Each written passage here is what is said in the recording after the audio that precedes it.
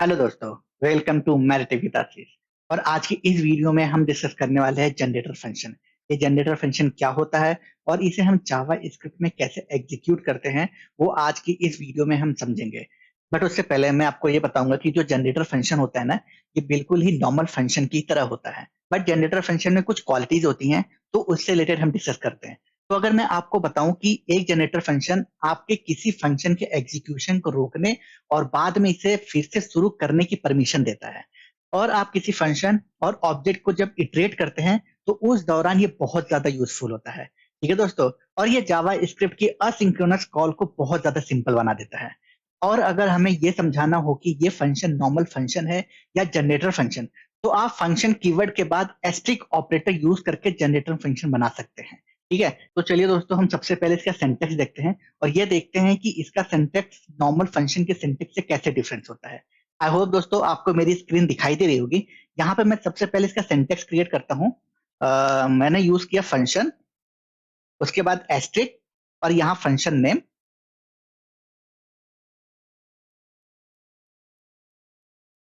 ठीक है दोस्तों, तो आप ये देख रहे होगे कि ये बिल्कुल ही फंक्शन की ही तरह है, बट हमने यहाँ पे यूज कर लिया एस्ट्रिक। बस इस एस्ट्रिक से ये पहचान सकते हैं कि ये नॉर्मल फंक्शन है या जनरेटर फंक्शन है। तो जहां पे भी ये एस्ट्रिक लगा होगा, दैट मीन्स कि वो जनरेटर फंक्शन है। और मैंने आपको बताया जनरेटर फंक्शन मतलब होता है कि मैं अपने फंक्शन को कभी भी पॉज कर सकता हूँ और कभी भी उस फंक्शन को रिज्यूम कर सकता हूँ। दैट मीन्स कि मैं उस जॉब को स्टॉप कर सकता हूँ और मैं जब चाहूँ उस जॉब को वापस से स्टार्ट भी कर सकता हूँ।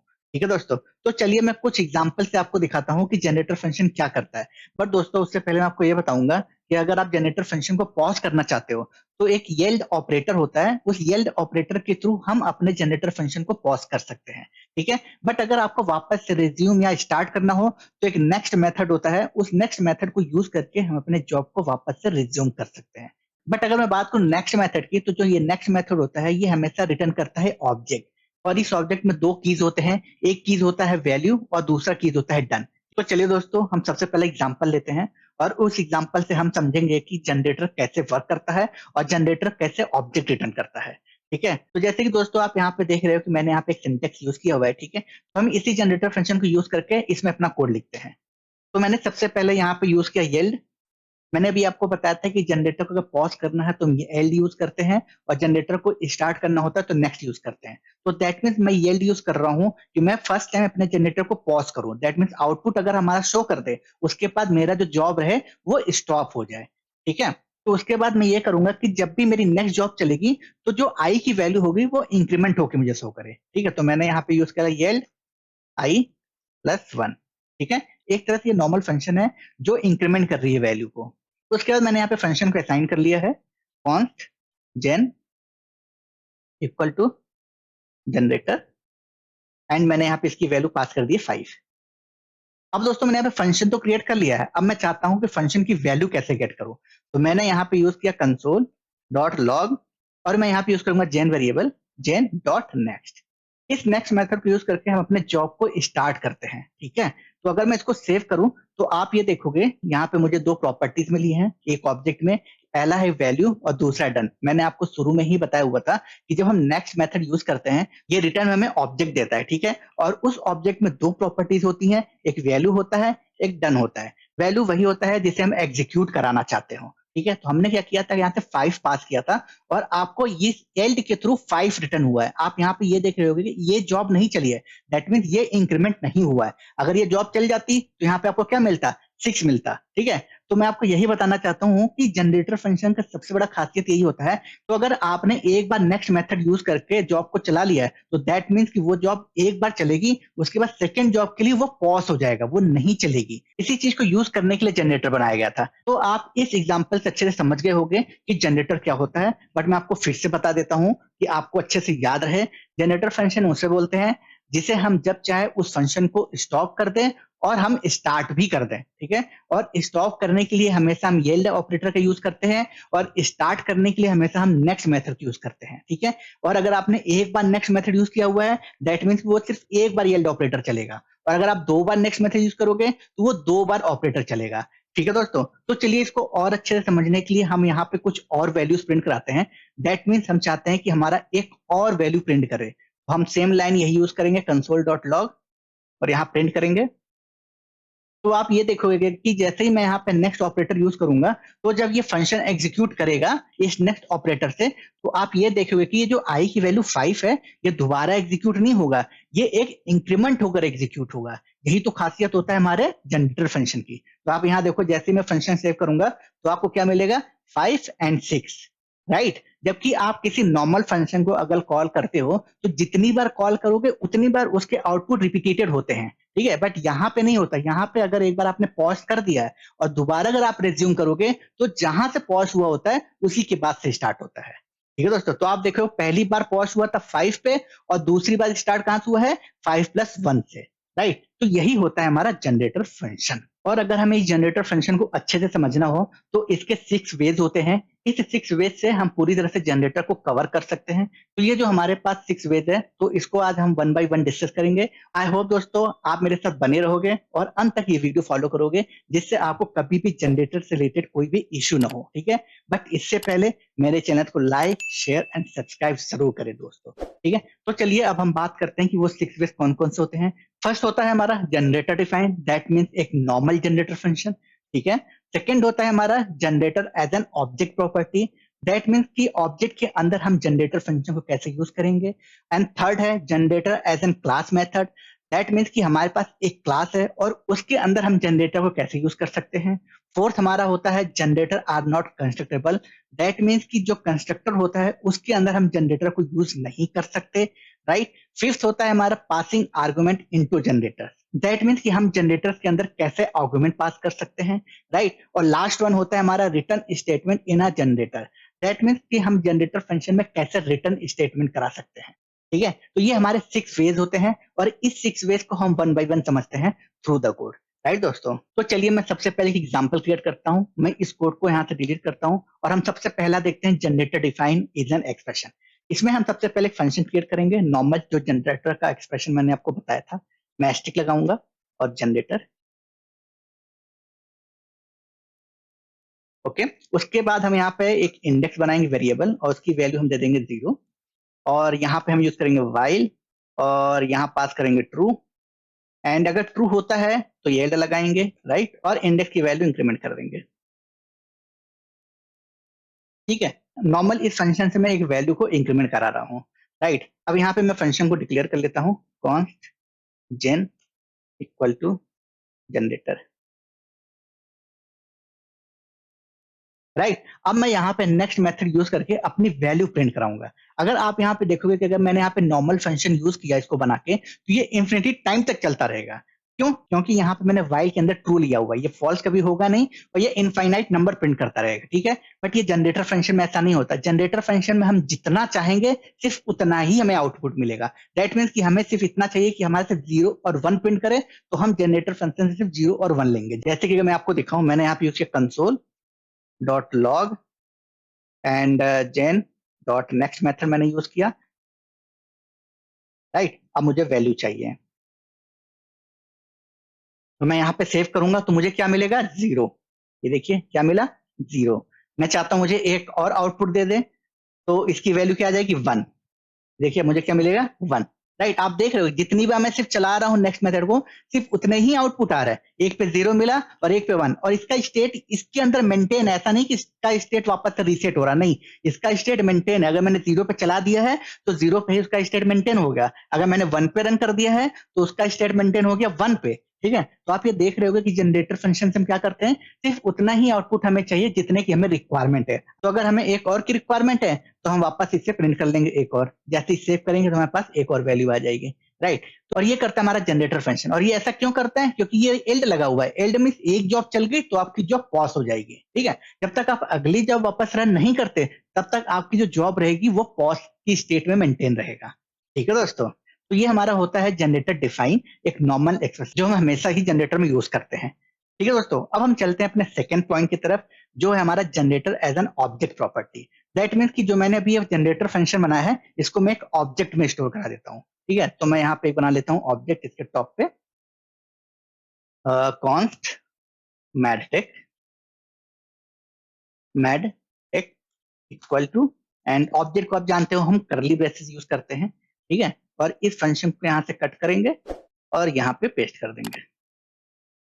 तो आपने ये देखा कि मैंने जनरेटर फंक्शन को कट किया और इस ऑब्जेक्ट में स्टोर कर दिया। बट आप याद रखो कि जब भी आप ऑब्जेक्ट के अंदर जनरेटर यूज करोगे तो वहां पे ये फंक्शन नहीं यूज करोगे, बस इस जनरेटर के साथ यहाँ पे एस्ट्रिक लगा दोगे।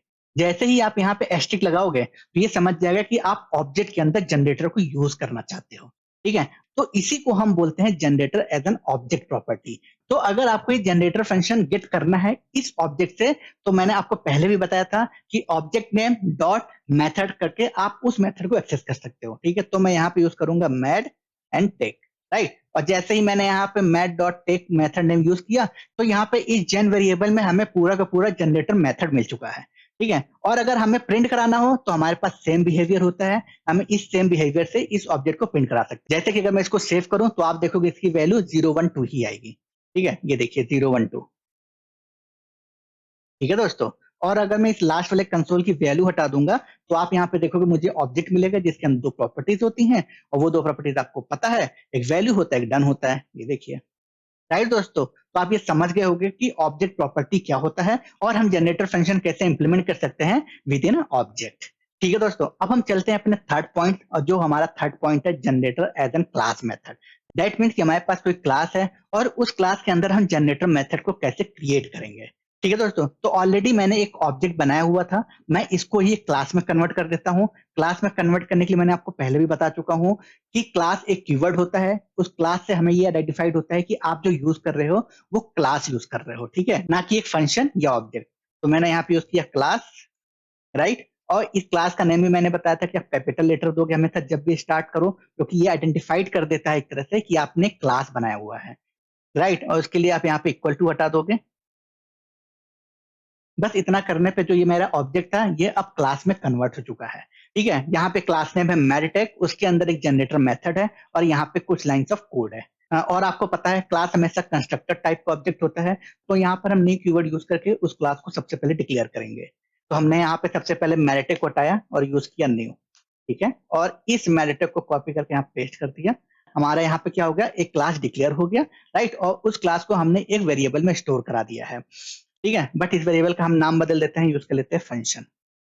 अब हम क्या करेंगे, जो हमने ये वेरिएबल फंक्शन यूज किया हुआ है इससे हम जनरेटर फंक्शन गेट करेंगे। ये चीज हम पहले भी डिस्कस कर चुके हैं कि अगर किसी क्लास में से किसी मेथड को गेट करना है तो हम कैसे गेट कर सकते हैं। अगर इससे रिलेटेड कोई क्वेरी होती है तो आप मेरी लास्ट वीडियो जो मेरी फंक्शन से रिलेटेड है वो आप जरूर फॉलो करिएगा। ठीक है, तो मैंने यहाँ पे यूज किया const gen equal to fun dot generator method. अब आप यहाँ पे ये देख रहे होंगे कि इस जेन वेरिएबल में मेरा पूरा जनरेटर मेथड का एक ऑब्जेक्ट स्टोर हो चुका है, राइट। अब मैं चाहता हूं इस जनरेटर मेथड को एग्जीक्यूट कराना, और वो मैं कैसे एग्जीक्यूट कराऊंगा, सेम बिहेवियर, इसमें कोई चेंजेस नहीं, जो हम जैसे यूज करते आए हैं, जेन डॉट नेक्स्ट। और अगर आपको वैल्यू चाहिए तो डॉट वैल्यू, अगर आपको पूरा ऑब्जेक्ट चाहिए तो आप वैल्यू नहीं लगाइए। ठीक है, तो यहाँ पे मैं जैसे इसको सेव करूंगा तो आपको सेम वही आउटपुट मिलेगा जो हमारा ऑब्जेक्ट के टाइम पे मिला था। मैंने यहाँ पे सेव किया और आपको ये आउटपुट मिला। ठीक है, तो चलिए दोस्तों अब हम अपने नेक्स्ट पॉइंट को देखते हैं जो है generators are not constructible. That means कि अगर हमारे पास कोई कंस्ट्रक्टर फंक्शन है तो हम कभी भी उसे जनरेटर नहीं बना सकते। ठीक है, दैट मीन्स कि जो कंस्ट्रक्टर फंक्शन होता है आप उसे जनरेटर में कन्वर्ट नहीं कर सकते। ठीक है दोस्तों, तो मैं आपको एक एग्जांपल दिखाता हूं। मैंने इस कोड को यहाँ से रिमूव किया और मैंने यहाँ पे क्रिएट किया फंक्शन। ठीक है, अब इस फंक्शन को मैं एस्ट्रिक लगा के जनरेटर बना देता हूँ, एस्ट्रिक एंड फंक्शन। ठीक है दोस्तों, ये नॉर्मल हमारा फंक्शन जनरेटर बन गया जैसे हमने बनाया था। बट अगर इसी फंक्शन को मैंने कंस्ट्रक्टर टाइप का बना दिया तो ये मुझे एरर रिटर्न करेगा। जैसे कि मैंने यहाँ पे क्या यूज कर लिया, const object equal to new F. ये क्या हो गया, हमारा एक फंक्शन जो हमारा कंस्ट्रक्टर टाइप का है, और कंस्ट्रक्टर को मैंने क्या किया, जनरेटर बनाया हुआ है। और आपको पता है न्यू से ही तो हम कंस्ट्रक्टर क्रिएट करते हैं। ठीक है, तो हम जैसे ही न्यू कीवर्ड लगाएंगे फंक्शन में तो वो एज अ कंस्ट्रक्टर टाइप का बिहेवियर करने लगेगा ना, राइट। तो अगर मैं इसको यहाँ पे सेव करूं तो आप देखोगे मैं यहाँ पे एरर मिल जाएगा। जैसे मैं इसको सेव करूंगा क्या आ गया, function is not a constructor, right, क्योंकि जो एस्ट्रिक होता है वो कभी भी कंस्ट्रक्टर पे अप्लाई नहीं होता है। ठीक है, अगर आपको इसको फिक्स करना है तो आप यहाँ से कंस्ट्रक्टर हटा दो, वो एज अ वर्क करने लगेगा। ये देखिए करने लगा। ठीक है दोस्तों, तो आप ये समझ गए होंगे कि किसी भी कंस्ट्रक्टर फंक्शन को आप जनरेटर नहीं बना सकते। तो चलिए दोस्तों, अब हम अपना नेक्स्ट पॉइंट देखते हैं, वो है हमारा passing argument into generator. That means कि अगर हमारे पास कोई जनरेटर बना हुआ है तो हम उस जनरेटर में कैसे आर्गुमेंट को पास करेंगे। ठीक है, तो हम यहाँ पे सबसे पहले एक जनरेटर फंक्शन क्रिएट करते हैं। हमारे पास ऑलरेडी फंक्शन है, हम इसका नाम चेंज कर लेते हैं जनरेटर। सेम यहाँ पे कॉपी पेस्ट। ठीक है दोस्तों, अब हम यहाँ पे कुछ कंसोल प्रिंट करा लेते हैं, एंड कंसोल डॉट लॉग 0। उसके बाद यहाँ पे एक और console, console dot log 1 comma yield. ठीक है, नेक्स्ट वन एक और कर लेते हैं, console dot log 2 comma yield.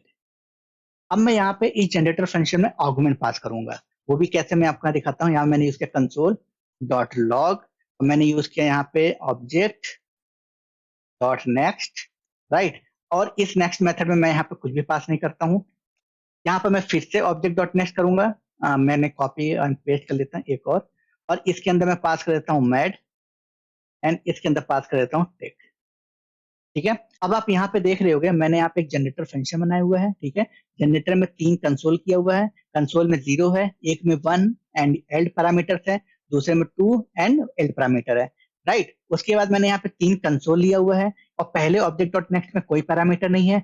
Second वाले ऑब्जेक्ट डॉट नेक्स्ट में मैंने एक पैरामीटर मैट्रिक भेजा हुआ है, और यही थर्ड वाले में भी मैंने टेक भेजा हुआ है। ठीक है, तो अब मुझे ये देखना है कि इस कंसोल के थ्रू मेरे पैरामीटर को प्रिंट करता है या नहीं। तो जैसे ही मैं इसको यहाँ सेव करूंगा, तो यहाँ पे आप देखो दोस्तों, मुझे ये इस टाइप की वैल्यू शो की।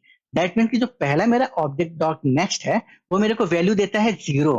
ठीक है, सेकंड में मैंने यहाँ पे पैरामीटर पास किया हुआ है, तो मुझे वैल्यू रिटर्न करता है 1 एंड मैट, जो मैंने यहाँ पे स्ट्रिंग सेंड किया हुआ था। ठीक है, और थर्ड में क्या करता है 2 एंड टेक।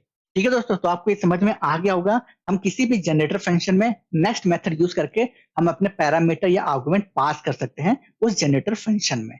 ठीक है, इस तरह हम यूज करते हैं आर्गुमेंट को अपने जनरेटर फंक्शन में, राइट दोस्तों। तो आई होप आपको ये चीज समझ में आ गया होगा कि अगर हमें कोई पैरामीटर भेजना हो जनरेटर में तो हम कैसे भेज सकते हैं। अब दोस्तों हम चलते हैं अपने लास्ट एग्जांपल की तरफ, और उस एग्जांपल में हम ये देखेंगे कि हम जनरेटर फंक्शन में कैसे किसी चीज को रिटर्न करा सकते हैं। दैट मीन्स कि रिटर्न ऑपरेटर वहां पे वैलिड होता है या नहीं, अगर होता है तो हम कैसे रिटर्न कराएंगे और नेक्स्ट वैल्यू उसकी क्या प्रिंट करेगी। ठीक है, सेम यही हमने यहाँ पे जनरेटर फंक्शन यूज किया हुआ है, और हम यहाँ पे बस इसकी वैल्यू चेंज कर देंगे। हम यहाँ पे यूज करेंगे एल्ड एंड मैड, सेकेंड भी एल्ड, थर्ड भी एल्ड, नॉट डिफाइंड। ठीक है दोस्तों, मैंने यहाँ पे 3 एल यूज किया हुआ है। अब मैं चाहता हूँ यहाँ पे रिटर्न कराने के लिए, तो मैंने यहाँ पे सेकंड वाले एल्ड की जगह मैंने यहाँ पे यूज कर लिया रिटर्न, राइट। अब यहाँ पे आप देखोगे एक एल्ड, उसके बाद रिटर्न, एंड लास्ट वन फिर से एल्ड, राइट दोस्तों। मैंने यहाँ पे वापस से जनरेटर को डिक्लेयर कर दिया है, और यहाँ पे आप कंसोल देख रहे होगे 3, तो मैं यहाँ से इसके वैल्यू को हटा देता हूँ जो मैंने यहाँ पैरामीटर पास किया हुआ था, ये। ठीक है दोस्तों, तो आप यहाँ पे ये देख रहे हो कि जैसे ही मैंने यहाँ पे नेक्स्ट मेथड कॉल करूँ तो मेरा क्या है, ये एल्ड में चल जाए, राइट। बट इस नेक्स्ट मेथड कॉल करने पे यहाँ पे तो एल्ड नहीं, यहाँ पे एक रिटर्न दिया हुआ है।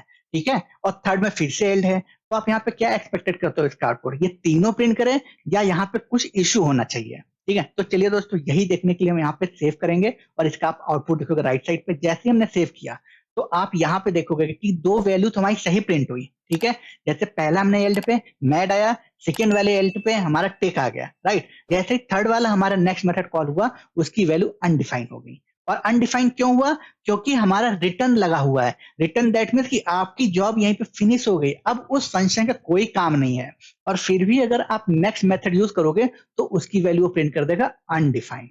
ठीक है दोस्तों, तो यही होता है हमारा रिटर्न स्टेटमेंट। मतलब कि अगर आपने जनरेटर फंक्शन में रिटर्न लगा दिया, तो रिटर्न के बाद अगर आप उसको दोबारा नेक्स्ट मेथड से कॉल करते हो तो आपको क्या रिटर्न करेगा, अनडिफाइंड। दैट मीन्स कि वहां पे कोई भी एल्ड ऑपरेटर एग्जिस्ट नहीं करता। तो ये हमारे रहे 6 वेज जिसके थ्रू हमने जनरेटर फंक्शन को अच्छे से समझा। और इससे रिलेटेड अगर आपको कोई भी डाउट हो तो आप मुझे कमेंट बॉक्स में जरूर कमेंट करें दोस्तों। तो आज की इस वीडियो में बस इतना ही, बट उससे पहले मेरे चैनल को लाइक शेयर एंड सब्सक्राइब जरूर करिएगा दोस्तों। तो अब हम लोग मिलते हैं नेक्स्ट वीडियो में, बट उससे पहले thank you so much for watching this video.